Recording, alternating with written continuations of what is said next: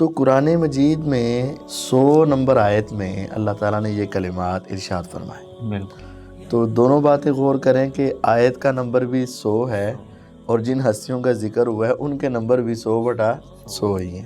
جس عمر میں بچوں کو کھیل کی سوجتی ہے، سیدنا علی المرتضیٰ وہ بچوں میں سب سے پہلے مسلمان ہوئے، جن پر آپ صلی اللہ علیہ وسلم کے بعد اللہ تعالیٰ کی طرف سے صدقہ کھانا حرام کر دیا گیا۔ تو یہ آپ نے جو بات کی ہے کہ بیویوں پر بھی صدقہ حرام ہے، کیا اس کی کوئی دلیل ہے؟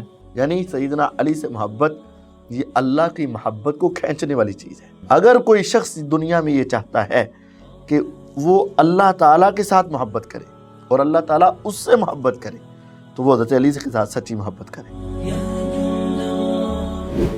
بسم اللہ الرحمن الرحیم۔ السلام علیکم ورحمۃ اللہ وبرکاتہ۔ ناظرین، میں ہوں آپ کا ہوسٹ عمر جرار اور میرے ساتھ موجود ہیں مفتی عتیق الرحمان علوی صاحب۔ تو سب سے پہلے تو ہم آپ کو نہج اسٹوڈیو کو پلیٹ فارم سے خوش آمدید کہتے ہیں۔ تو جیسا کہ آپ جانتے ہیں کہ ہمارا یہ پروگرام جس کا عنوان ہے حقیقت کیا ہے، اس پروگرام میں ہم صحابہ کرام پر کیے گئے اعتراضات کا ایک تحقیقی اور تنقیدی جائزہ آپ کی خدمت میں پیش کرتے رہتے ہیں۔ تو گزشتہ ایپیسوڈ میں ہم آپ کے سامنے ایک نئی سیریز لے کر آئے تھے کہ جس میں ہم اہل بیت کے فضائل و مناقب آپ کے سامنے پیش کریں گے، اور اسی طرح ان عظیم ہستیوں پر جو اعتراضات اٹھائے جاتے ہیں اور جو ان کے بارے میں شبہات پیدا کیے جاتے ہیں، ان کا ایک تحقیقی اور تنقیدی جائزہ ہم آپ کی خدمت میں پیش کرنا چاہ رہے تھے۔ تو گزشتہ ایپیسوڈ میں ہم نے اہل بیت کے عمومی فضائل جو قرآن و حدیث میں بیان ہوئے ہیں وہ آپ کے سامنے پیش کیے تھے۔ تو آج کی اس ایپیسوڈ میں ہم آپ کے سامنے خلیفہ راشد امیر المومنین سیدنا علی المرتضیٰ رضی اللہ تعالی عنہ کے کچھ خصوصی فضائل آپ کی خدمت میں پیش کریں گے، اور پھر اسی طرح انجینئر محمد علی مرزا نے اپنے ریسرچ پیپر 5B کے اندر جو عنوان قائم کیا ہے فضائل علی المرتضیٰ رضی اللہ تعالیٰ عنہ کے حوالے سے، اس میں جو اس نے صحابہ کرام کے خلاف اکسانے کی ایک کوشش کی ہے اور عجیب و غریب قسم کے شبہات پیدا کرنے کی کوشش کی ہے صحابہ کرام کے متعلق، تو ان کا بھی انشاءاللہ آج ہم ایک تحقیقی اور تنقیدی جائزہ آپ کی خدمت میں پیش کریں گے۔ تو اسی حوالے سے گفتگو کرنے کے لیے پہلے کی طرح ہی ہمارے ساتھ موجود ہیں مفتی عتیق الرحمان علوی صاحب۔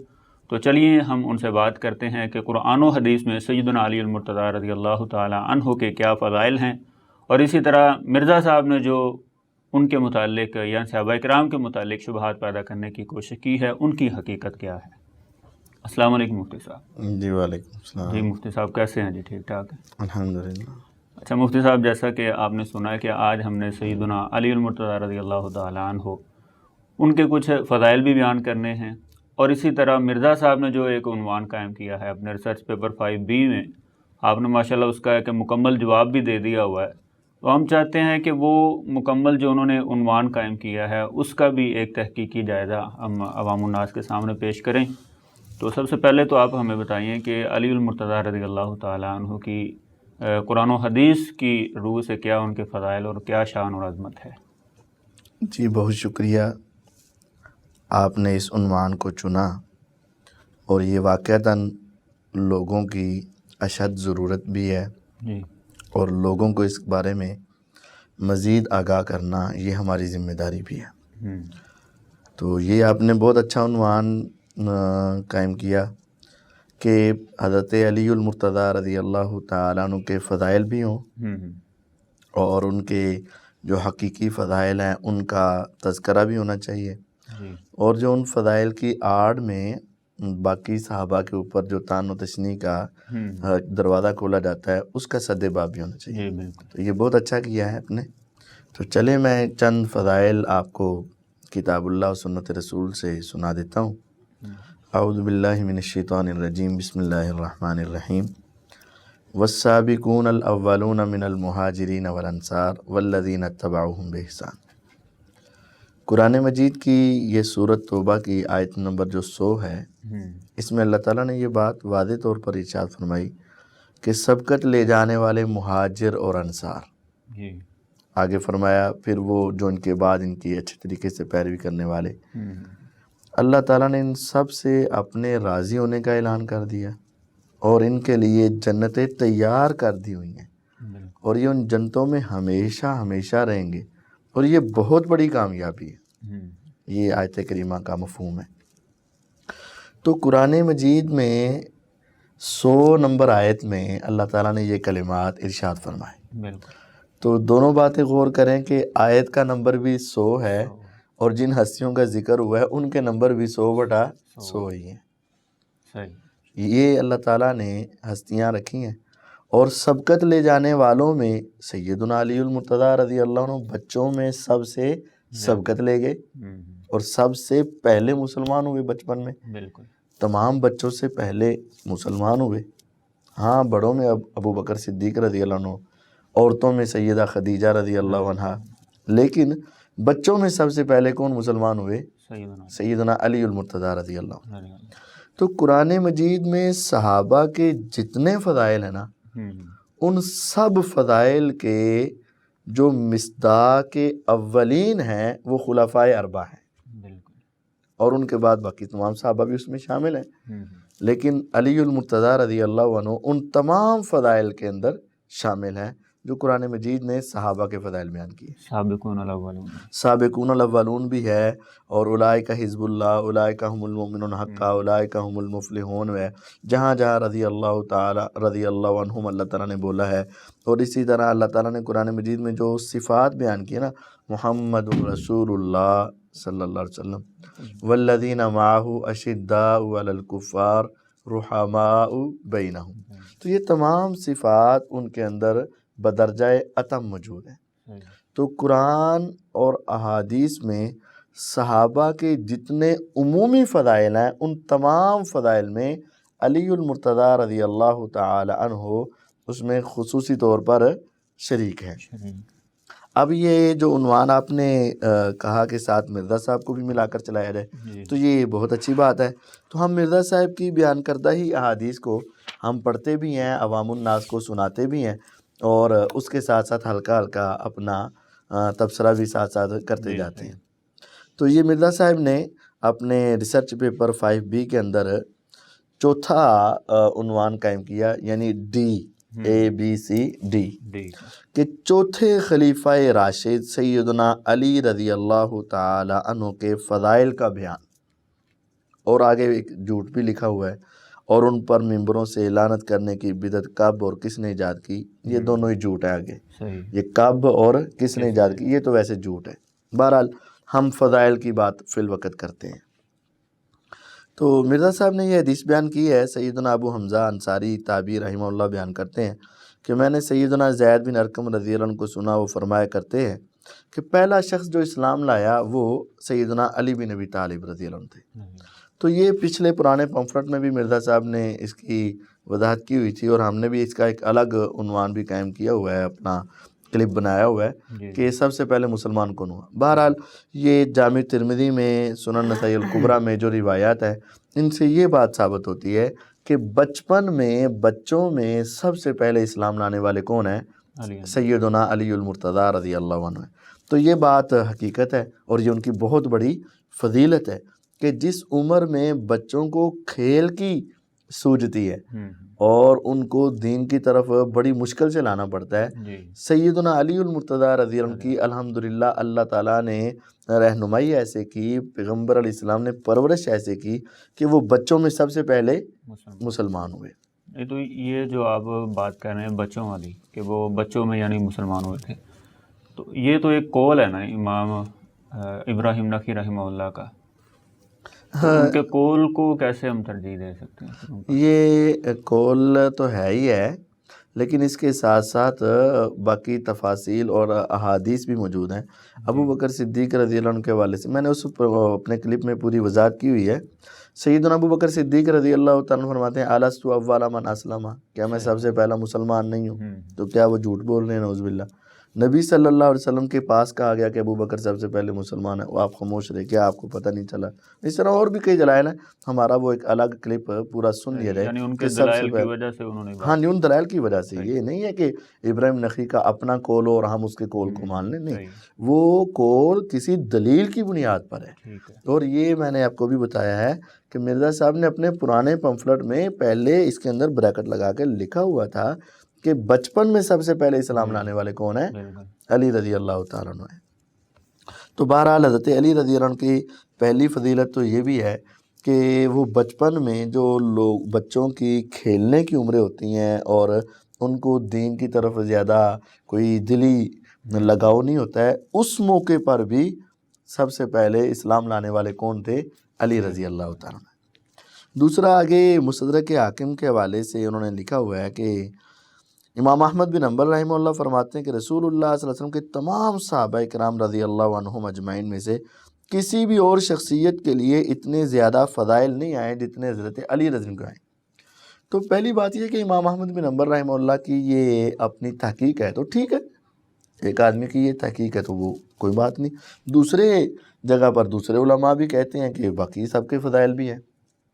بہرحال ایک بات میں آپ کو یہاں یہ سمجھا دوں کہ حضرت علی رضی اللہ تعالیٰ عنہ کے فضائل تو سب سے زیادہ بھی اگر مان لیے جائیں، لیکن ان فضائل کی کوالٹی اور ان کے درجہ بندی کیا ہے؟ حضرت ابو بکر رضی اللہ تعالی عنہ کو اس کی وجہ سے، اس قول کی وجہ سے نیچے نہیں کیا جا سکتا۔ مثال کے طور پر آپ اس کو دنیا داری کے اعتبار سے ایک مثال کے ساتھ سمجھا دیتا ہوں کہ ایک شخص 5 سوال کر کے آتا ہے اور اس کو 5 سوالوں میں سے 8 نمبر ملتے ہیں، تو یہ 40 نمبر بن گئے جی۔ اور ایک شخص ایسا ہے کہ جس نے سوال تو 4 کیے ہیں، سوال تو اس نے 4 حل کیے ہیں، لیکن اس میں سے اس کو 20 نمبر مل گئے، تو اب اس کے سوال کم ہیں، نمبر اس کے زیادہ ہیں، اس کے سوال زیادہ ہیں اور نمبر اس کے کم ہیں۔ ابو بکر صدیق رضی اللہ تعالی عنہ درجے کے اعتبار سے علی المرتضیٰ رضی اللہ عنہ سے اعلیٰ اور افضل ہے، تو ان کے فضائل میں 2 حدیثیں اگر ہوں، 3 حدیثیں ہوں، لیکن درجات میں بلند ہو جائیں تو وہ احادیث میں وارد ہونا ایک الگ بات ہے اور ان کے درجہ بندی ہونا ایک الگ بات ہے، اس بات کو سمجھ لیا جائے۔ اور باقی احادیث کا روایت کرنا تو یہ تو امام ابن قیم رحمہ اللہ نے المنار المنیف میں لکھا ہوا ہے کہ حضرت علی رضی اللہ تعالیٰ عنہ اور حضرت معاویہ رضی اللہ تعالیٰ عنہ کے حوالے سے کہ ان کے حوالے سے تو لاکھوں حدیثیں گڑھی بھی گئی ہیں، ان کے فضائل میں لاکھوں حدیثیں دونوں کے فضائل میں گڑھی بھی گئی ہیں اور کئی لاکھ احادیث آپس میں بنائی۔ بہرحال آج ہم آپ کو امام احمد بن حنبل جو ہیں وہ انہوں نے صحیح یا ضعیف کی بات نہیں کی، انہوں نے صرف فضائل کی بات کی، صحیح ضعیف کی بات بھی نہیں کی اور یہ بھی نہیں کہا کہ یہ فضائل زیادہ ہیں۔ بہرحال ان کی فضیلت حضرت علی رضی اللہ عنہ کی بہت زیادہ ہے، لیکن اس سے دوسروں کو ڈیگریڈ کرنا یہ مقصود نہیں ہونا چاہیے۔ یہ بہت عظیم حدیث ہے اور حضرت علی رضی اللہ عنہ کے فضیلت میں بہت بڑی روایت ہے۔ ایک مرزا صاحب نے جو 33 حدیث نمبر کے اندر نقل کی ہے، وہ بیان کرتے ہیں کہ اہل بیت، حضرت علی رضی اللہ عنہ اہل بیت ہے نا، اور اہل بیت کی فضیلت میں وہ پوری روایت میں آپ کو سنانا چاہتا ہوں کہ سیدنا یزید بن حیان تابعی رحمہ اللہ بیان کرتے ہیں کہ میں حسین بن صبورہ رضی اللہ رحمہ اللہ، حسین بن صبورہ تابعی رحمہ اللہ اور عمر بن مسلم تابعی رحمہ اللہ سیدنا زید بن ارقم رضی اللہ عنہ سے ملنے کے، یعنی یہ 3 تابعی حضرت زید بن ارقم رضی اللہ عنہ سے ملنے کے لیے گئے۔ جب ہم ان کے پاس بیٹھے تو حسین نے انہیں مخاطب کر کے عرض کی، اے زید رضی اللہ عنہ، آپ نے تو بہت زیادہ خیر پائی ہے، رسول اللہ صلی اللہ علیہ وسلم کی زیارت کی ہے آپ نے، آپ صلی اللہ علیہ وسلم کے فرامین سنے ہیں، آپ صلی اللہ علیہ وسلم کے ساتھ غزوات جہاد میں شرکت کی ہے اور آپ کی اقتداء میں نمازیں بھی پڑھی ہیں، اے زید واقعی آپ نے بہت بلائی حاصل کی ہے، تو اب ہمیں وہ احادیث بھی تو سنائیے نا جو آپ رضی اللہ عنہ نے خود رسول اللہ صلی اللہ علیہ وسلم سے سماعت فرمائی تھی۔ تو زید بن ارقم رضی اللہ عنہ نے فرمایا، بیٹا اللہ کی قسم میری عمر بہت زیادہ ہو چکی ہے اور کافی عرصہ بیت گیا ہے اور رسول اللہ صلی اللہ علیہ وسلم سے سنی ہوئی کچھ باتیں تو میں بھول چکا ہوں، لہذا جو بیان کروں اسی پر اکتفا کرنا اور جو نہ بتا سکوں تو اس کے لیے مجھے مجبور نہ کرنا۔ پھر سیدنا زید بن ارقم رضی اللہ عنہ فرمانے لگے، ایک روز رسول اللہ صلی اللہ علیہ وسلم مکہ اور مدینہ کے درمیان خم نامی ایک گاؤں میں پانی کے تالاب کے پاس حجۃ الوداع کے موقع پر سے واپسی پر 18 ذوالحجہ 10 ہجری میں اپنی وفات سے تقریباً 2 ماہ قبل ہمیں خطبہ ارشاد فرمانے لگے کے لیے کھڑے ہوئے۔ چنانچہ آپ صلی اللہ علیہ وسلم نے اللہ تعالیٰ کی حمد و ثنا اور وعظ و نصیحت کرنے کے بعد ارشاد فرمایا، اے لوگو، میں بھی ایک انسان ہوں، قریب ہے کہ جلد ہی میرے رب کا قاصد یعنی موت کا فرشتہ آئے اور میں اسے لبیک کہہ دوں، یعنی اس دنیا سے رخصت ہو جاؤں۔ میں اپنے بعد تم میں 2 گراں قدر چیزیں چھوڑے جا رہا ہوں، ان میں سے پہلی تو اللہ تعالیٰ کی کتاب قرآن حکیم ہے، جس میں سامان ہدایت اور نور ہے، لہذا تم اللہ تعالیٰ کی کتاب کو تھام لو اور مضبوطی سے پکڑ لو۔ پھر آپ صلی اللہ علیہ وسلم نے فرمایا اللہ تعالیٰ کی کتاب کو تھامنے کی خوب ترغیب دی۔ پھر فرمایا اور دوسری گراں قدر چیز میرے اہل بیت ہیں، میں تمہیں اپنے اہل بیت کے متعلق اللہ کا خوف دلاتا ہوں، میں تمہیں اپنے اہل بیت کے متعلق اللہ تعالیٰ کا خوف یاد دلاتا ہوں، میں تمہیں اپنے اہل بیت کے متعلق اللہ تعالیٰ کا خوف یاد دلاتا ہوں، یعنی میرے بعد ان کے ساتھ میری نسبت کی وجہ سے حسن سلوک کرنا۔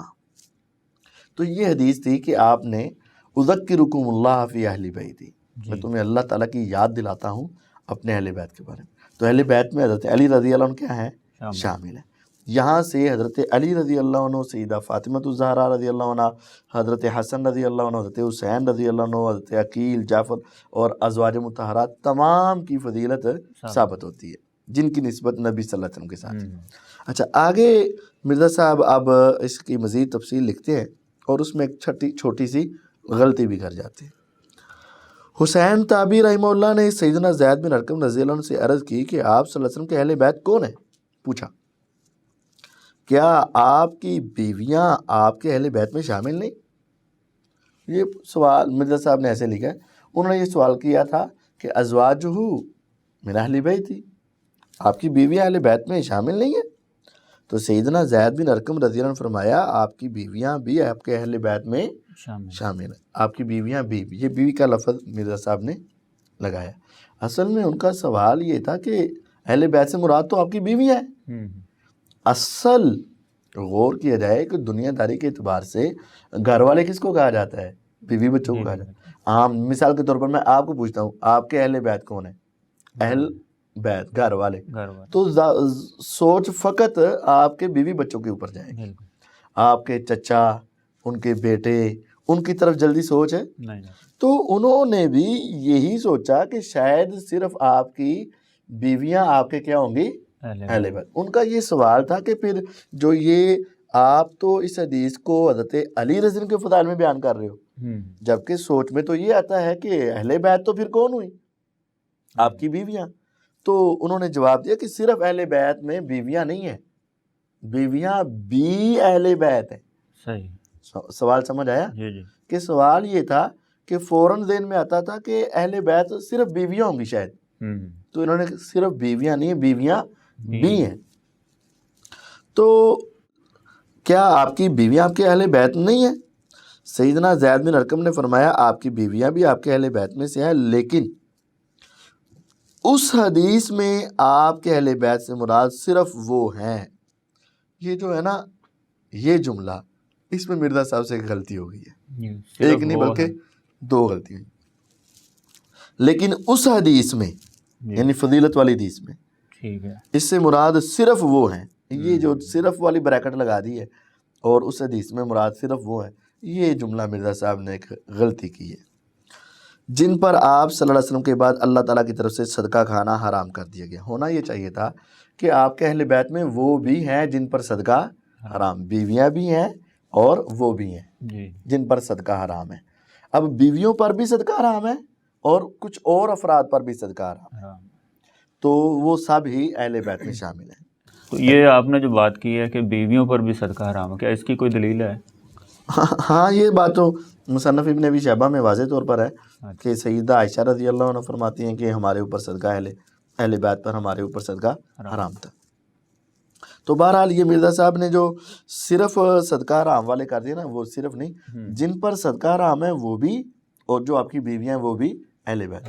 یہ ایک الگ عنوان ہے، ہم نے اہل بیت کے حوالے سے پوری تفصیل پہلے ویسے اپنے الگ کلپ میں بیان کر دی ہے، لیکن میں آپ کو فضیلت یہ بتانا چاہتا تھا کہ نبی صلی اللہ علیہ وسلم نے جن کے بارے میں خصوصی طور پر تذکرہ کیا وہ اہل بیت تھے، اور اہل بیت کے اندر حضرت علی رضی اللہ عنہ کیا ہیں؟ شامل، اور مرزا صاحب نے یہ بات بیان کی۔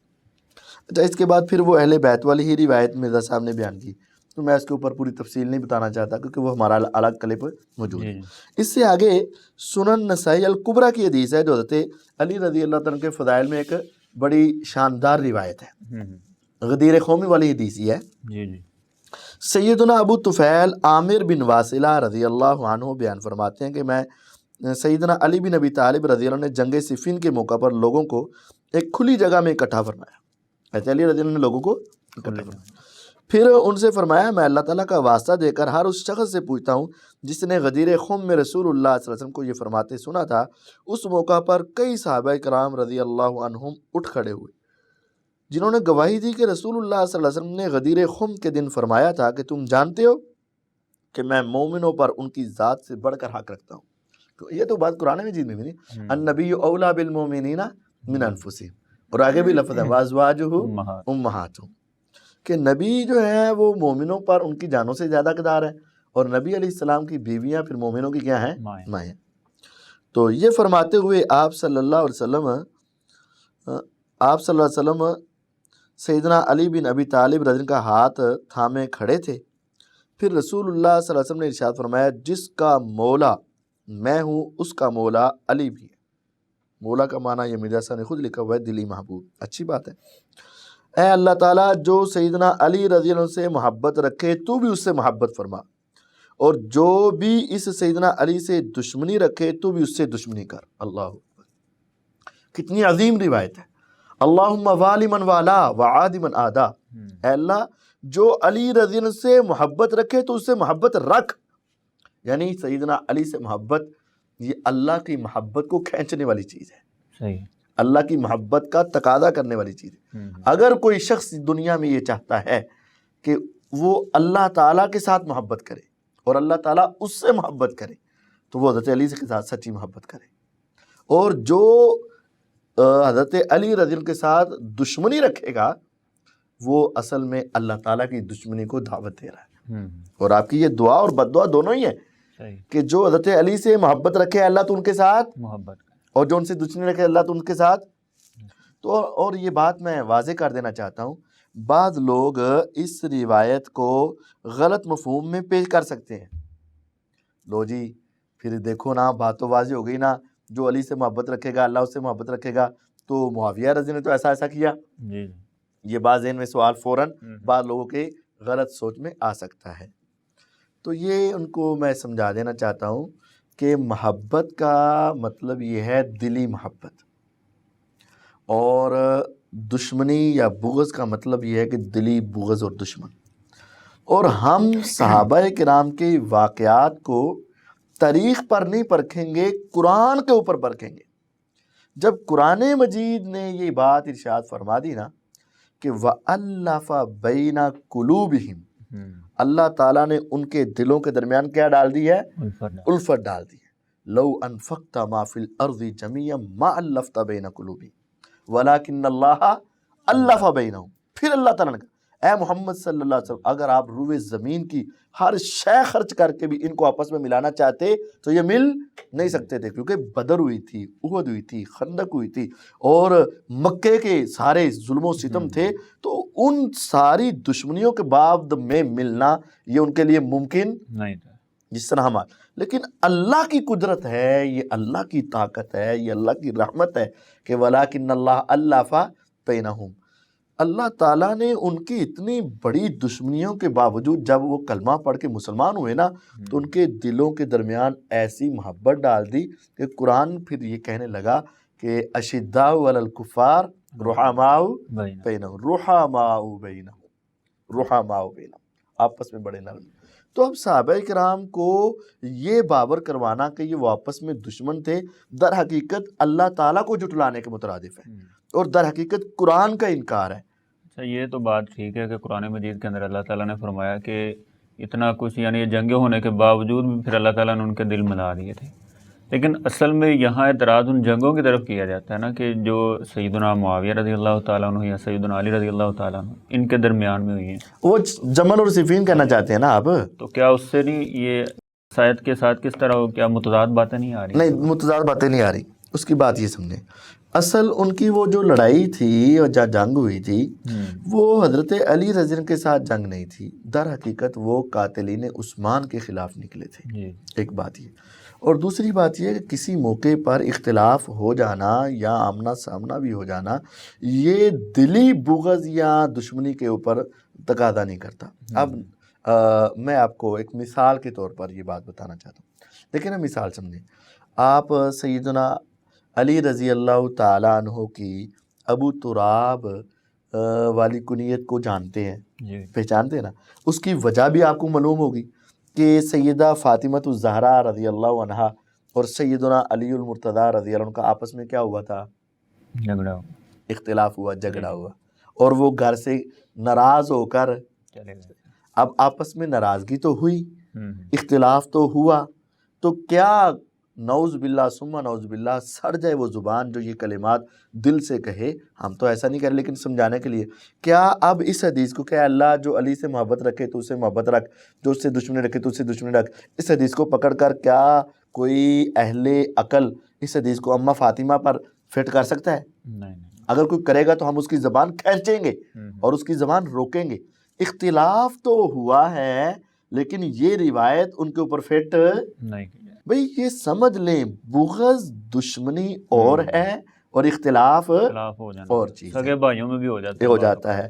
وہ نبی صلی اللہ علیہ وسلم نے جب آ کر حضرت علی رضی اللہ تعالیٰ عنہ کو پوچھا تھا کہ تہجد پڑھتے ہو، انہوں نے کہا جی ہماری روحیں اللہ تعالیٰ کے پاس ہوتی ہیں، جب اللہ چاہتا ہے بھیج دیتا ہے تو پڑھ لیتے ہیں، جب نہیں چاہتا تو سوئے رہتے ہیں۔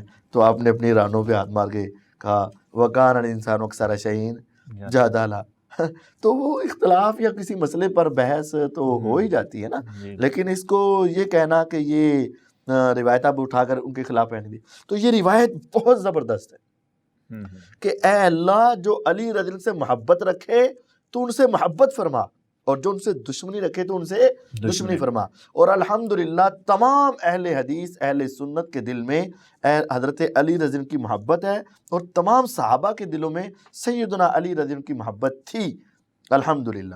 کوئی ایک صحابی بھی سیدنا علی رضی اللہ کے ساتھ دشمنی رکھنے والا نہیں تھا۔ اختلاف ضرور ہو چکا تھا لیکن اختلاف کا معنی دشمنی نہیں ہوتا۔ اور تاریخ میں تو یہاں تک بھی بات تو ہے نا کہ جب روم کے غنڈوں نے پھر یہ سوچا اور دیکھا کہ علی اور معاویہ ان کا آپس میں کیا ہوا ہے؟ اختلاف، تو اب وہ ان کے خلاف یا کسی کے خلاف نکلے اور کہا پھر حضرت معاویہ رضی نے، اے روم کے کتے، اگر تو نے ہمارے اوپر حملہ کرنے کی کوشش کی، میں اور میرا بھائی علی اکٹھے ہو کر تیرا کیا کریں گے؟ مقابلہ کریں۔ تو اس کا مطلب ہے ان کو اپنے بھائی سمجھتے ہیں، آپس میں محبت ہے، کسی مسئلے پر اختلاف ہونا الگ بات ہے۔ اس میں تو یہ الفاظ بھی آتے ہیں نا کہ ہم دونوں مل کے تمہارے لیے تمہاری زمین تنگ کر دیں گے۔ ہاں بالکل ایسا ہی ہے۔ تو یہ بات ہے کہ اختلاف اور چیز ہے لیکن آپس میں بغض یا دشمنی نہیں تھی، یہ بات یاد رکھیں۔ یہ روایت بہت عظیم ہے اور ہم اللہ سے دعا کرتے ہیں اللہ ہمیں ان میں شامل فرمائے جو حضرت علی کے ساتھ محبت کرنے والے، اور الحمدللہ ہم اس کی قسم بھی اٹھانے پر تیار ہے کہ الحمدللہ ہمیں حضرت علی کے ساتھ کیا ہے؟ سچی محبت ہے، اور ان کے دشمنوں سے سچی دشمنی ہے اور نفرت ہے ان کے ساتھ، اور ہم اسی لیے تو ہم اہل سنت ہیں، ہم خارجی نہیں ہیں، ہم ناسبی نہیں ہیں، بالکل ہم باغی نہیں ہیں الحمدللہ۔ اچھا مفتی صاحب، یہ غدیر خم اس کے متعلق بھی تھوڑا سا آپ سمجھا دیں کہ اس کا پس منظر کیا تھا غدیر خم کا؟ غدیر خم یہ ایک چشمہ ہے، نبی صلی اللہ علیہ وسلم جب حجۃ الوداع کے لیے گئے نا تو اس موقع پر سیدنا علی المرتضیٰ رضی اللہ تعالی عنہ اس وقت وہ مدینہ سے حج کے لیے نہیں آئے، آپ کے علم میں ہوگا کہ آپ نے سیدنا علی رضی اللہ کو یمن کا گورنر بنا کے بھیجا ہوا تھا۔ جب آپ حج کے لیے نکلے ہیں نا ذوالقعدہ کے مہینے میں، تو اس وقت علی رضی اللہ تعالیٰ مدینے میں نہیں تھے، یمن میں تھے۔ نبی صلی اللہ علیہ وسلم مدینے سے حج کے لیے مکہ کی طرف آئے اور علی رضی اللہ تعالیٰ یمن سے مکہ کی طرف حج کے لیے آئے۔ اور اس میں ایک بڑی بات ہے، علی رضی اللہ کی نبی علیہ السلام سے محبت بھی اس میں، ان کی فضیلت میں یہ بات بھی ہے کہ جب وہ مکہ میں پہنچے نا، اب صحابہ کی مختلف کیفیت تھی، بعض نے صرف عمرے کا پڑھا اور بعض نے صرف حج کا پڑھا۔ اب علی رضی اللہ تعالیٰ چونکہ نبی صلی اللہ علیہ وسلم کے پاس نہیں تھے، اب انہوں نے کیا پڑھا ہوگا؟ قربان جو علی المرتضیٰ رضی اللہ عنہ پر، انہوں نے کہا اے اللہ میرا وہی تلبیہ ہے جو پیغمبر علیہ السلام کا ہے. کتنی محبت ہے. انہوں نے کہا احللت بما احل بہ النبی صلی اللہ علیہ وسلم, میرا وہی تلبیہ ہے جو نبی علیہ السلام کا ہے. یعنی ان کی دور جانے کے باوجود بھی محبت, پیار, احترام, سنت, عقیدت اپنے انتہا درجے کی تھی. نبی علیہ السلام سے بڑا پیار تھا. تو پھر ادھر سے نا کچھ لوگوں نے, جو تفسیر میں لکھا ہوا ہے, تاریخ میں بھی لکھا ہوا ہے, کچھ لوگوں نے حج کے بعد سیدنا علی رضی اللہ عنہ کے حوالے سے کچھ غلط فہمیوں کی بنا پر ایک دو شکایات کی. اس وقت نبی صلی اللہ علیہ وسلم سمجھ گئے کہ علی رضی اللہ عنہ غلطی پر نہیں ہے, یہ ان کو غلط فہمیاں ہوئی ہیں اور وہ غلطی پر ہے. اس وقت آپ نے پھر نا یہ جہاں کسی نے کوئی مسئلہ بتایا اسی وقت آپ نے, اگر یہ کوئی امامت وغیرہ کا مسئلہ ہوتا یا کوئی اس طرح کی کوئی شے ہوتی نا, تو پھر آپ نے وہاں کے بجائے حجۃ الوداع کے خطبے میں کہنا تھا. بالکل یہ بات بھی یاد رکھیں, کیونکہ اب تو آپ حج کر کے واپس آ رہے ہیں. آپ کے سفر میں تو آپ کے ساتھ چند لوگ تھے, ویسے تو پورے عالم اسلام اکٹھا ہوا تھا اور سارے اپنے اپنے علاقے, اپنے اپنے محلے میں. تو آپ غور کریں نا, جب ایک اجتماع ہو رہا ہو یا ایک جلسہ ہو رہا ہو, اس میں بات کرنا زیادہ اہم ہے یا سب جلسہ ختم ہو جائے اور سارے اپنے اپنے علاقوں کی طرف جا رہے ہو اور آپ جس بس میں آ رہے ہو وہاں کوئی مسئلہ آپ نے کہا ڈسکس کرنا زیادہ اہم ہے؟ تو کہاں زیادہ اہم ہوگا؟ جہاں سارے کیا ہیں, جمع ہیں. اگر یہ کوئی امامت وغیرہ کا یا کوئی اس طرح کا کوئی اور مسئلہ ہوتا تو نبی صلی اللہ علیہ وسلم حجۃ الوداع کے خطبے میں یا اس وقت منا کے خطبے میں کسی جگہ پر ارشاد فرمائے تھے. آپ کو جس موقع پر کسی نے کوئی غلط فہمی کی بنا پر شکایت کی تو آپ نے اس کا فوری ازالہ کر دیا اور بتایا یہ گیا کہ علی رضی اللہ عنہ کے خلاف تمہیں سازشیں سوچیں نہیں آنی چاہیے. علی رضی اللہ عنہ اللہ تعالیٰ کی طرف سے ایک عظیم صحابی ہیں اور عظیم ہستی ہیں, یعنی لوگوں میں مزید محبت پیدا کرنے کے لیے کا. ٹھیک ہے. تو یہ کہا کہ من کنت مولا فہذا علی مولا, جس کا میں مولا ہوں اس کا علی رضی اللہ عنہ مولا. دلی مولا کا معنی دلی محبوب, یعنی جو دل سے میرے ساتھ محبت کرتا ہے نا اس کو اپنے دل سے علی رضی اللہ عنہ کے ساتھ بھی محبت کرنی چاہیے. اچھا مفتی صاحب, روایت تو آپ بیان کر رہے ہیں یہ من کنت مولا فہذا علی مولا, تو یہاں پہ تو پھر آپ کا مولا کہنا بنتا ہے نا, مولا علی. ہاں, جس طرح نبی صلی اللہ علیہ وسلم نے کہا ہے اس طرح تو ہم کہہ رہے ہیں من کنت مولاہ فہذا علی مولاہ. ایک بات تو یہ ہے کہ میں نے ایک الگ کلپ کے اندر علی مولا کہنے کی پوری تفصیل بتا دی ہوئی ہے ہمارے کلپ میں. دوسری بات یہ کہ دیکھیں پیارے بھائی, یہ حدیث جس صحابی نے بیان کی ہے, چھوٹا سا سوال ہے, جس صحابی نے یہ حدیث بیان کی ہے ابو طفیل عامر بن واصلہ رضی اللہ عنہ, کیا انہوں نے ساری زندگی حضرت علی رضی کو مولا علی کہہ کر پکارا ہے؟ سوال ہے نا. جو حدیث بیان کرنے والے صحابی ہیں, بلکہ اس میں بھی انہوں نے مولا نہیں کہا, اس حدیث میں بھی انہوں نے مولا علی نہیں بولا. صحیح. کیوں؟ وہ عربی جانتے تھے. بھئی حدیث میں من کنت مولا ہو ضمیر ساتھ ہے, جس طرح ہم اپنے علماء کے لیے مولا نہ کہتے ہیں. تو یہ ایسی کچھ عربی عبارت ہے جو عام آدمی, جس طرح کوئی انگلش سمجھنے والا ہے تو اس کو پتہ چلے گا نا کہ یہ لفظ یہاں سائلنٹ ہے, یہاں پڑھا جائے گا, اس کی آواز کیسے نکلے گی, اس کی آواز کیسے پڑھنا ہے, جو انگلش سمجھنے والا ہے. اسی طرح جو عربی سمجھنے والا ہے نا اس کو پتہ چلتا ہے کہ یہ لفظ کیسے پڑھنا ہے, اس کو کہاں کہاں استعمال کر سکتے ہیں, کہاں کہاں استعمال نہیں کر سکتے ہیں.